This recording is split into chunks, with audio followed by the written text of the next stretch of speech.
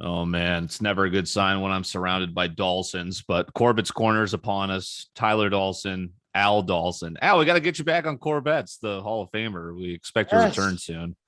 But we're here to laugh at you guys because Glenn Taylor makes the news. The Minnesota Timberwolves, a week, 3 weeks before the season, a week before official training camp, just say the dude was reportedly at practice this morning, and then an hour later he is fired. He's relieved of his duties. Glenn Taylor puts out the most ridiculous statement ever. Quote, the team is committed to staying aligned to achieve our short-term goals and reach our long-term vision. And my question, end quote, my question is, what the hell is it? What is it? What is the vision? Well, I think the Timberwolves just want to solidify that they get another lottery pick. And no, I don't know. The whole organization is just a joke right now.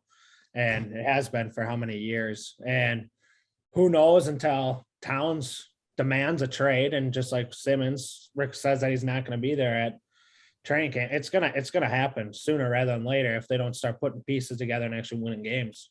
So what was that, Al? Carl Anthony Towns tweets, "What the fuck?" Literally, WTF? Like after this is reported by Shams, like so clearly they're not coordinating with their stars, right? Who's behind this? Because I think it's directly Glenn Taylor. Because again, he put out the statement. It's his. He's still the owner for like another couple transitional years, which makes no sense. A-Rod's got to be going, what the hell's going on over there? Ridiculous. Yeah, I'm not really sure. It sounds like no one is really entirely sure, but Glenn Taylor kind of made the decision on his own and just let him go, and just confusion in the locker room. As far as the long-term and short-term goal, I think it's to try to bring some hardware to Minnesota, but I'm not quite sure that's a tangible goal there. Yeah, you don't get the plaque for finishing fourth in the Northwest Division too often. Here's what's so funny, too, is Glenn Taylor owns the Star Tribune, which has got to be a depreciating asset. But it's kind of a heady play for him back then because he's like, you know what? Fuck you. You're not going to say you're not going to write shit about my team in my paper. He literally owns the media company supposed to cover him. But no one fucking reads the newspaper anymore. This franchise has a 40% win percentage over its 2,500 games as a franchise. One playoff appearance in the last 18 years when they were an 8th seed with Jimmy Butler and then got gentlemen swept by the Rockets. Then Butler torched the first team in practice with the backups, apparently did it with a Rolex watch on, and didn't even take a shot. He just set up everyone else up and worked Carl Anthony Towns, and then flew in Rachel Nichols on a private jet for the exclusive interview saying he wanted out. Any fond memories of you guys growing up as Timberwolves fans? Because I can't believe, like, you guys are coming. I hear Timberwolves fans, oh, man, Anthony Edwards looks great. What the hell is good as that if you're winning 23 games? Like, what do you guys have to hold on to except for KG? Latrell Sprewell. Fair enough. When he punched his coach. The inventor of the data sprees. The wheel shoes where you step. I mean, those were sweet running up and down the court. But no, that 03-04 team with Cassell, Sprewell, Zerbiak, and Garnett, they were in the Western Conference Finals, is by far the best team that we've seen. And then, like you were saying, when they got swept by the Rockets, I actually went to both those playoff games because I wasn't sure we were going to see playoff basketball in Minnesota. Max. Wow. Well, yeah, unfortunately took an L there. I was working for the Wolves actually in their last appearance in 2018. So I can confidently tell you it was electric in the Timberwolves Entertainment Network. People were excited that year when you got Butler. Yeah, but people were super excited. Wolves finally make the playoffs, and then they just get embarrassed. But no, that, like Al said, the biggest highlight for the Timberwolves is definitely KG. I think it came out with like the second biggest sellout ever in Timberwolves history was when KG signed back on with the Wolves in like 2017, whatever that was. Yeah, and I mean, with right now, with the Wolves, with their big signing of Patrick Beverley, and Patrick Beverley coming out with a statement that he's made the playoffs every single year of his career, and he doesn't expect that to end this year. Yeah, it's off to a roaring start. might be the most asinine comment I have ever heard.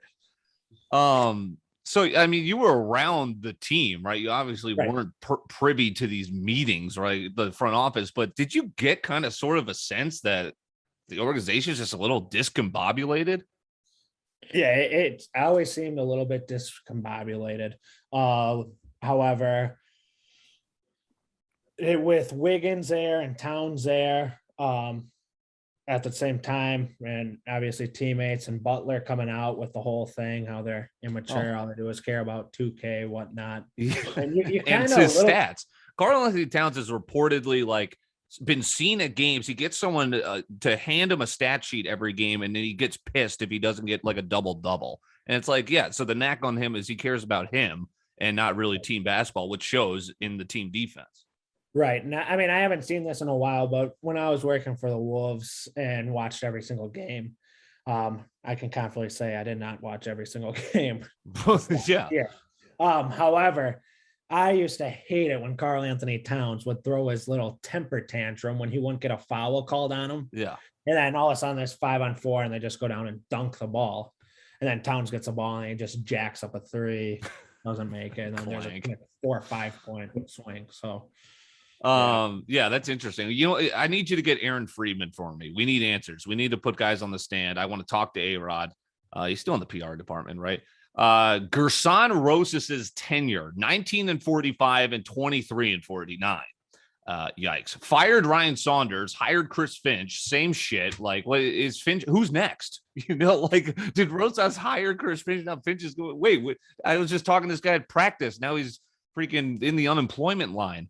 I can't believe it, but let's wrap up that and talk with some more Minnesota pain. What the hell happened this Sunday, Al? Good Lord. I don't even know how to describe it any other way than that.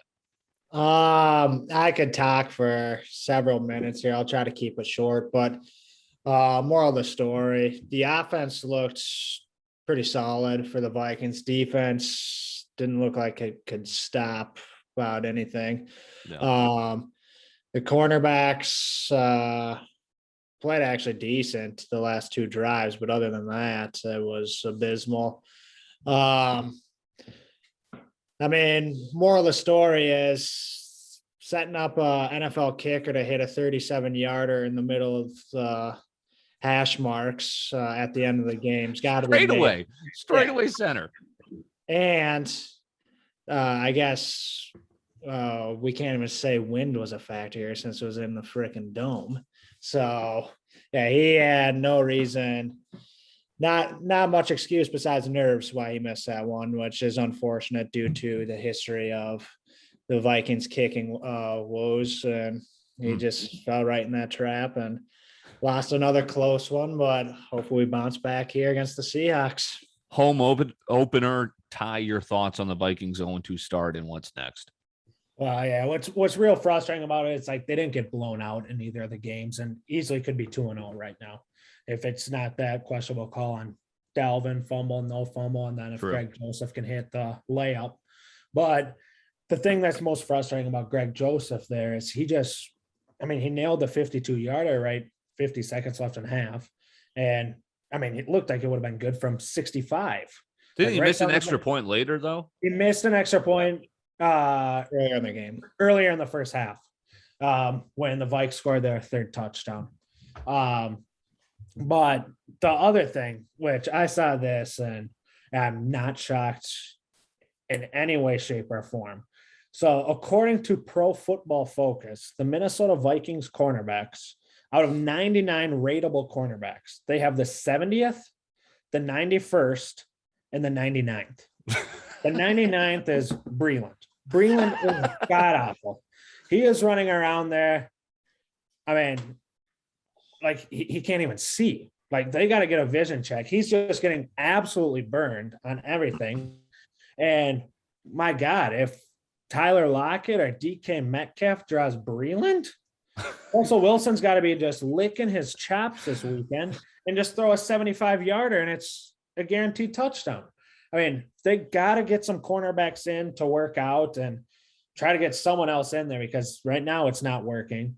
And I think this game against the Seahawks could be played in high 30s, if not low 40s. I think it's going to be just an outrageous total. I saw that Vegas came out like 56 and a half, 50, I think was the I think the like opening line look ahead was like 50, and it's all the way up to 55, 56 now. Yeah, exactly. So yeah, I was looking today, but no, like Al said, the Vikes offense, they looked solid. It was a huge plus to see Dalvin Cook was getting yards on first down, which definitely helped Kirk have a little bit more time because they couldn't just sit back and make Kirk have to make throws. However, Kirk was making some decent throws. He did overthrow a couple here and there. No, his stats have been great. I mean, the offense looks good.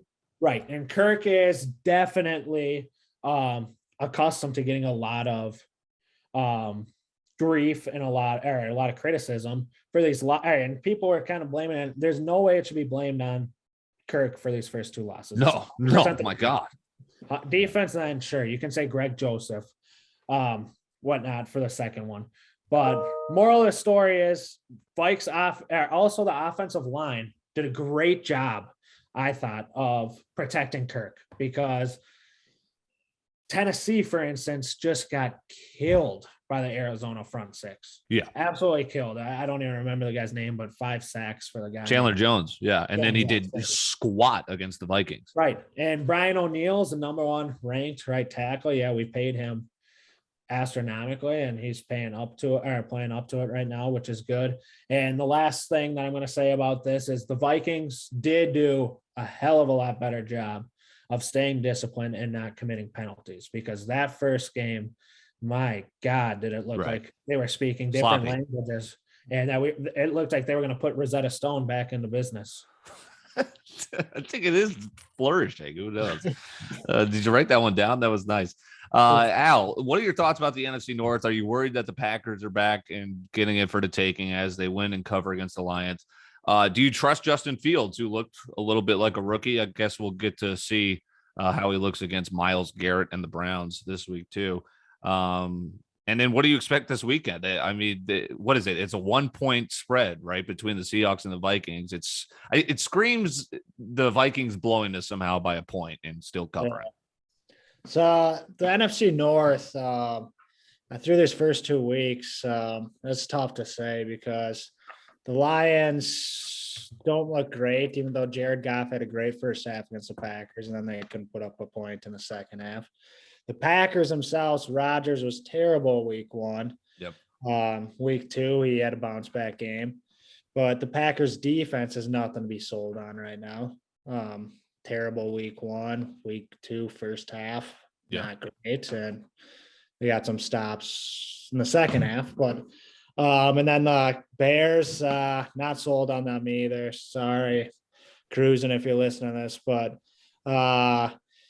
Bears lost first game week 1, and then week 2 with them being up 20-3 against the Bengals. Everyone's writing them off like they're going to get the win, and then at a point it was a scare that they were going to blow that one away when it was 2017.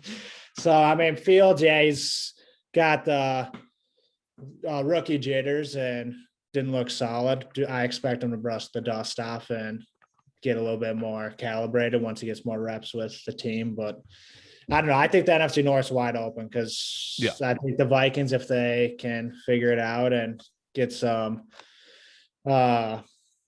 momentum built up behind them and get a little run going, I think it's anybody's division between Packers, Vikings, and Bears. I don't see the Lions making a run.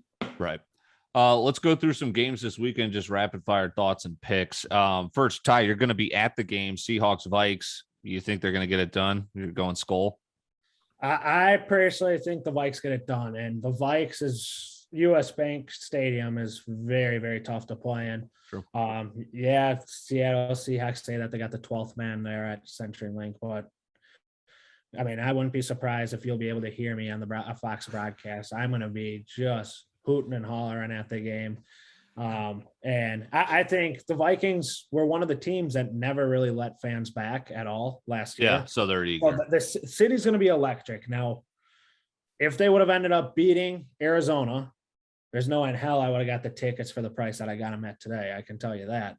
but I still think there's a lot of people excited about it and haven't been inside the stadium since 2019. So hopefully the Vikes can show the fans that they're not rolling over for this season and put up a good fight. Your pick, Al, in a sentence, why? I like the Vikings at home, tough place to play, and I think they'll rebound. I'm going with the Seahawks because I think the Vikings are going to blow it somehow at home. It's going to be embarrassing. Falcons Giants. Come on, we've got to win one game. Come on. The Falcons got to win this one. I'm going Falcons. Is it at New York or Atlanta? It is at the Meadowlands. At the Meadowlands. Falcons a dog. I'm gonna have to go Giants. Al. I could actually see this one going either way, but I did see a stat. Barkley's reps were in the 80% last week, offensive snaps, and they expect him to play. Yeah, but he's ass now. He stinks. He's. Have you seen Atlanta's defense? Yeah, that's a fair point. I think Barkley has a shot to tear us apart. Yeah. That's probably exactly what's going to happen. Pair of great games, Bucks Rams. My analysis for both of this is toss up. Bucks Rams and then Packers 49ers. Just going to be great games. I'm excited to see what both have. Bucks or Rams or dog. Who knows? But I think that line just flipped through the zero actually, and Tampa Bay's favored. But thoughts on some great NFL games this weekend? So I'm saying right now, Tampa Bay actually favored by 1.5. Yeah, they opened up as a dog, right? Yeah, at the Rams. I think personally, the Rams end up getting this one done at home. Yeah, it's an interesting spot as Tom heads west. Yep. If Donalds can get through to Brady early in the game, they can sack him and get him flustered to make him try to make quick decisions. I like the Rams getting it done. Stafford looks great. Him and Kupp are on the same page. Yeah, no kidding. Woods, Van Jefferson, week 1. Where was Higbee week 2? I needed him. Packers 49ers. I like the 49ers at home. I don't like the hook 3.5. I think this screams field goal win for Jimmy G at home. Rodgers and the Packers don't travel well out west. Remember, wasn't it a couple of years ago when they were all hung over his balls throwing up on the sideline? They got blitzed by like 40 points. Give me the Niners by 3. Yeah, I think the Niners win this one. I think it's going to be kind of low scoring here. I think I'm not really high on the Niners offense right now at all. And I think the Niners have a decent defense here. So I don't think that Green Bay is only going to put up 3 like they did week 1 against New Orleans. I think they'll put up a little bit more than that, but I see the 49ers winning this one. I'm going to say by 4. They're going to get the hook. How about that? Well, I'm on the other side, gents. I look at this. Who's better, Rodgers or Garoppolo? Now, if Trey Lance was playing, I may be swayed saying that the Niners are going to get it done. We got a bison in here. We got a bison grazing in here.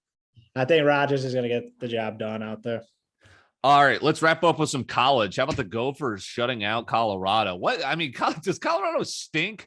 I just talked to my buddy, as you'll hear on Corbet's Corner right after we wrap up with the Dalsins, as we broke down Texas A&M, Arkansas. But let's break down a team that almost took out Texas A&M. The Gophers absolutely go into Boulder, blitz them. Gargy's got to be feeling pretty pumped about that on K-Fan, right? I think the Gophers can win their next 6 games. Are you guys optimistic? What do you think about that? Definitely a lot better performance this week than when they almost blew it away against Miami, Ohio. I'll be honest, I was not confident on the Gophers going into Colorado, especially with the altitude there. However, training with the masks on during COVID probably helped get the lungs a little bit more accustomed to the lack of oxygen there. But I do think that Minnesota is going to continue going off of this momentum here that they had coming back from Boulder. And I agree with you. I was looking at their schedule today, and I think that they're going to be able to string a decent amount of wins together here. Now, I'm not going to go forward and say 6 because I don't know if they're going to get 6, but we'll see. I'll just list them off here. It's at home versus Bowling Green. How about this? Bowling Green is an incredible 3-0 against the number. Is 31 going to get it done? That's interesting. I don't know if I'd be laying that. So you're at home at Purdue is interesting, but Purdue doesn't really scare me. Versus Nebraska, we'll see. I'm going to get a lot better look at Nebraska against Michigan State this weekend. At home against Maryland. Maryland's kind of like a meh 3-0 team. At Northwestern, home against Illinois. I mean, if you want to really make some noise and kind of, have some fake hope for a playoff, you got to win those 6 straight, because then you had 2 Iowa, at Indiana, at home against Wisconsin. I don't know. That Illini game might be tough. They're looking good this year. Yeah. I'm watch out for the freaking Bowling Green. What the hell is their mascot? Bowling Green. Something Eagles, I think, isn't it? Is it the Eagles? Like the Mud Eagles? What are they're like brown and orange? Yeah, I don't know. But yeah, just real brief. I was not the Falcons. How about that? The Dirty Birds. I wasn't too optimistic about the Gophers once Ibrahim went down, because plug and play. It's almost like Shanahan's system back there. Exactly. And now it's like, yeah, he's a great player, but he wasn't the whole team. And I think they're playing more as a team. And I think they got good chemistry going. So let's ride with Dylan and get 6 in a row. Yes. All right. Let's make some picks. Texas A&M, Arkansas. I think it's the game of the week. I like Arkansas, and you can hear some more analysis coming up right after this. Your guys' thoughts. I'm going to also go with you with Arkansas. I'm going Arkansas as well. Roll Hogs. Notre Dame, Scotty. I wanted to get Matt Cruisen's thoughts on this game. Wisconsin, I don't trust at all. They're -6.5, but again, I don't really trust Notre Dame either. I'll go Wisconsin by a touchdown. Who knows? -6.5, they get it done and they cover. I got Notre Dame in this one. Wait, isn't this at Lambeau? It's at Soldier. It's at Soldier Field. Oh, okay. Wow. Yeah. Yeah. So I know the line came out at -3, and now it's at 6.5. So I'm not sure why exactly it moved that much. No, I even saw that as a pick 'em, like an early line, like crazy movement. Yeah. So I mean, with that 6.5, I'd like to lead the Irish, but sure. That's got to be a pro Irish crowd. Sorry, Ty, you said Notre Dame. Did you have a reason why you just think they're a better team? I just think the 6.5 points is a little too much for a neutral site game. Yeah. So I think I wouldn't be so. I think it's anyone's game to win, and I think 6.5 is a little much. Good stuff, Tyler and Al Dalsin. I'm Dylan Corbett. You'll hear from Andy Stoops and myself breaking down that Arkansas-Texas A&M game. Good stuff coming up as we're also back in action on Thursday talking UFC and an in-depth look at BC versus Mizzou. Yes, the Eagles get in. Thanks, boys. Had to get my guy, Andrew J. Stoops, on the pod. He's got to be feeling pretty good. Arkansas has got a good team. Number 16 in the most recent rankings. 3-0 against the number. Andy, it's got to be good to be a Hog today. And you've got arguably the game of the weekend coming into week 4. Yeah, no, good to be back. Good to be back on the pod deal. But yeah, for sure, man. Arkansas, obviously, what a roller coaster from Bielema to Chad Morris, now to Sam Pittman, to hire that Paul Feinbaum basically just totally threw out, right? Yeah, this was a hire that was laughable to the entire sports community. Turns out, I mean, he is just heavens from above, bringing us back into really the CBS game of the week, right? When was Arkansas on the stage? This week we have it, 2:30 SEC game of the week against A&M. And we're excited. It's going to be a really, really fun game. A lot of people coming down. Neutral site game, and this is kind of one of those where you just throw it all out.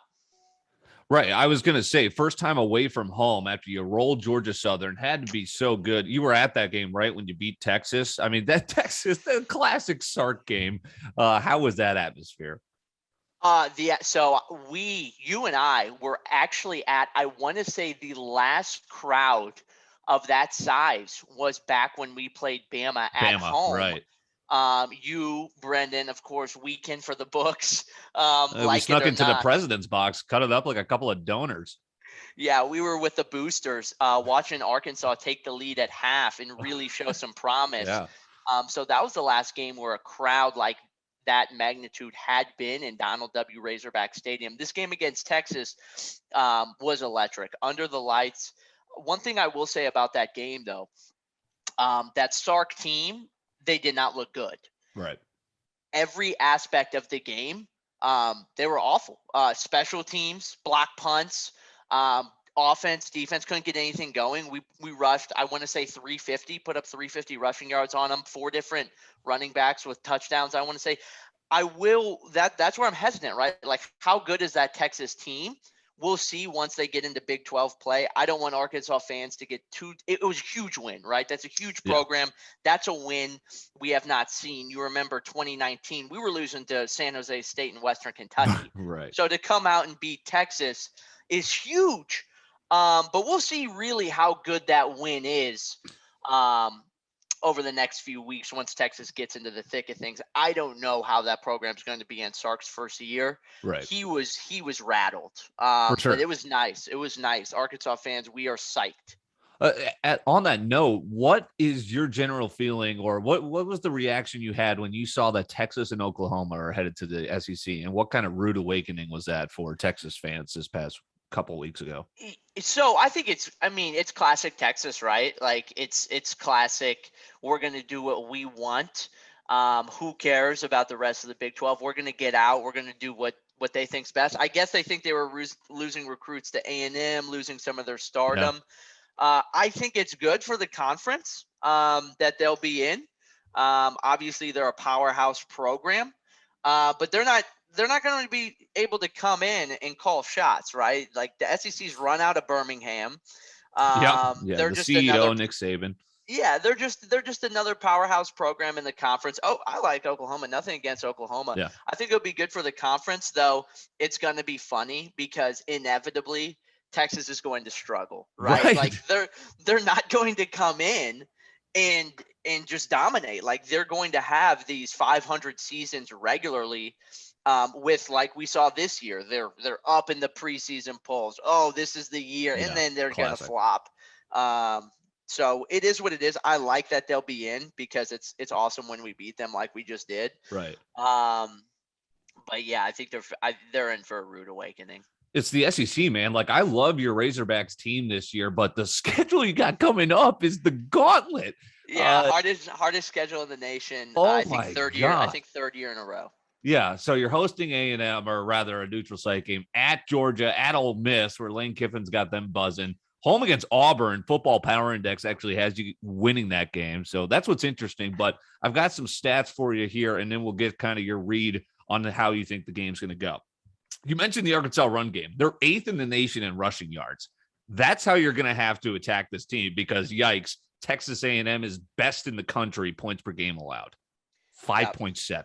Now, Colorado looked pretty bad against Minnesota, but BC number 5. I just had to throw that in there. Just some good company. Iowa. You got to plug BC, but yeah, like you said. So how's this game going to go? I feel like it's going to be low scoring. Get this. It's the battle of all 3 unders in A&M and all 3 overs in Arkansas. What's got to give? Exactly. No, it'll be interesting, right? So Arkansas, obviously 8th best run game in the country, going up against A&M, the best defense in the country. Honestly, like you said, we'll win it with the run. I don't know how true that is.